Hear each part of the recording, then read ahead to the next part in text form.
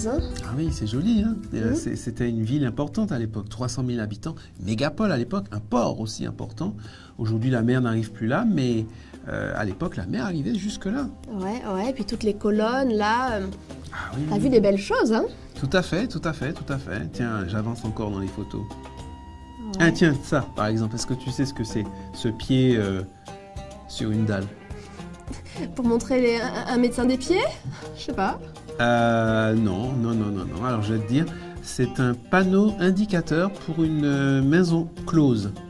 Donc on mettait un pied dans le sol, mais de manière Gravé sur les dalles, oui, tout pour à fait. indiquer où trouver des prostituées. Voilà, par exemple, à 50 mètres, ça indiquait que, par exemple, à 50 mètres, il y a une maison close. C'était comme on indique une pharmacie aujourd'hui, tu vois, c'est rigolo. Bon Oui. c'est plus pareil aujourd'hui, hein? Ah bah écoute, à l'époque, les Grecs, ils faisaient vraiment la distinction très claire entre le corps, ce que tu fais avec ton corps, et ce que tu fais avec ton esprit. Oui. Et évidemment, ils valorisaient l'esprit. D'accord. Les Grecs considéraient le corps comme une sorte de région inférieure de l'être humain. Ils faisaient même un jeu de mots, tu sais. Le corps, c'est soma en grec, et la prison, c'est sema. Et ils disaient que soma, sema, ils disaient que le corps, c'était une prison, en fait, une prison pour D'accord. l'esprit. C'est pas important, on C'est fait ce pas qu'on veut, ce qu'on a important. envie. On fait ce qu'on veut, ce qui compte, c'est que tu t'élèves au niveau de ton esprit. D'accord, oui, parce Voilà. qu'ils pensaient beaucoup, les Grecs aussi. Ah bah oui, beaucoup de philosophie et voilà, donc au niveau des mœurs, ça donnait des choses, par exemple, pendant que ma femme va au marché, moi je vais voir les prostituées, puis après on se D'accord. retrouve, alors chérie, c'était bien le marché, enfin, Ouais. aucun problème. Ah, ça a beaucoup changé quand même aujourd'hui, hein. Maintenant la société c'est plus pareil, hein. Parce que, bien sûr, le christianisme est passé par là aussi. Ouais. Oui, parce que la Bible dit quand même des choses différentes. Ah bah oui, la Bible, l'approche biblique est vraiment différente, il n'y a pas ce dualisme corps-esprit dans la Bible. C'est pas vraiment distinct, c'est quand même Non. beaucoup plus ensemble quoi.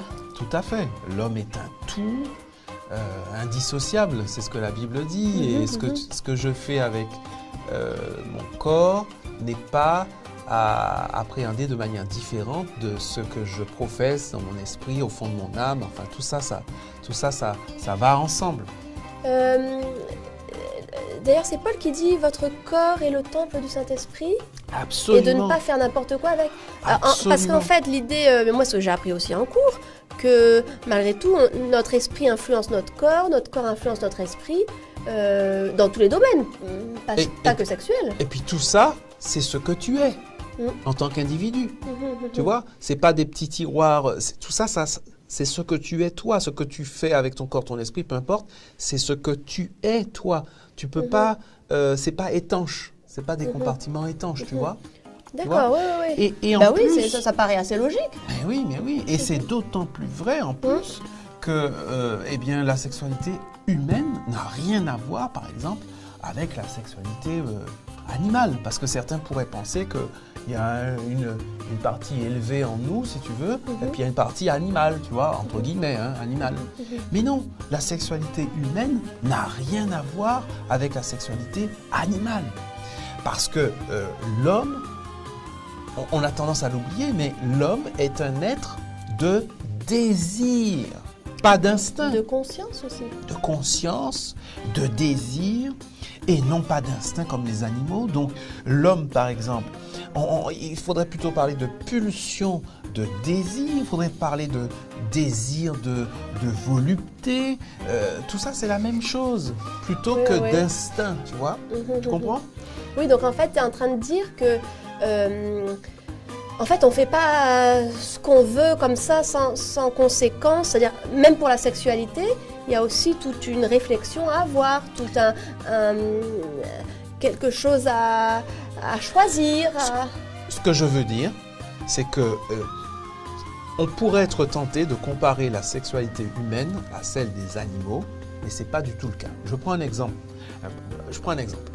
Tu vois, par exemple, chez les animaux, lorsque la femelle, une fois que la femelle est fécondée, par exemple, elle ne veut plus, elle n'accepte plus le mâle. D'accord? Dans beaucoup d'espèces, oui. Oui. Alors que chez l'homme, le désir ne disparaît pas chez la femme, même quand elle est fécondée. Oui, c'est pas les mêmes modes. Il y a tout cet aspect de relation, de construction, de choix, de réflexion dans la sexualité humaine. Tout à fait. Et puis, il y a une différence entre, par exemple, le bébé animal et le bébé homme. Il va apprendre à différer son désir. Par exemple, de nourriture, de présence de la maman, pour aller aux toilettes. Il va apprendre à différer, hein, c'est bien ça, hein, apprendre à grandir. C'est ça, c'est apprendre à différer. Alors que l'animal, lui, il fonctionne par instinct, c'est-à-dire de manière immédiate. Pour Quoi. la sexualité, c'est pas dès que j'ai envie d'une relation sexuelle que j'ai cette relation sexuelle, qui que ce soit. Et n'importe où et où. n'importe comment, c'est ça que je veux dire. Il y a une nécessité de projet, de construction, de réflexion derrière. Exactement. Une éthique. Oui, parce qu'en fait, la sexualité humaine doit être à la hauteur de l'être humain. C'est ça que je veux dire. En fait, c'est pas pour la freiner, parce qu'on peut dire on peut pas faire ce qu'on veut, on est gêné. C'est pas pour ça. Non. Mais c'est par contre pour l'élever vraiment. Alors en fait, c'est pas simplement une recherche de satisfaction bête de ses pulsions ou une recherche de plaisir, mais en fait la sexualité humaine, c'est une recherche de relation. C'est la recherche de l'autre. Elle s'inscrit dans un relationnel, d'accord? Parce que l'homme est un être de relation. L'homme est un être de désir et de relation. Tu vois, on fait pas. Il y a les deux. C'est ça. On ne fait pas des enfants parce que c'est la saison des chaleurs. On ne fait pas des enfants parce que c'est la saison de reproduction. On fait des enfants parce qu'il y a le désir d'un enfant. Tu vois ce que je veux dire? Bon, voilà. Les choses ne se font pas comme ça. Et les choses, même pour la sexualité, on réfléchit aussi, on construit, on choisit. Exactement. Ça ne doit pas être un domaine de laisser aller libre un petit peu dans n'importe quel sens. Et sans conséquence. Il y a des, voilà, mais il faut quand même mener une réflexion, même dans le domaine de la sexualité. Alors, si je repense à ton image là.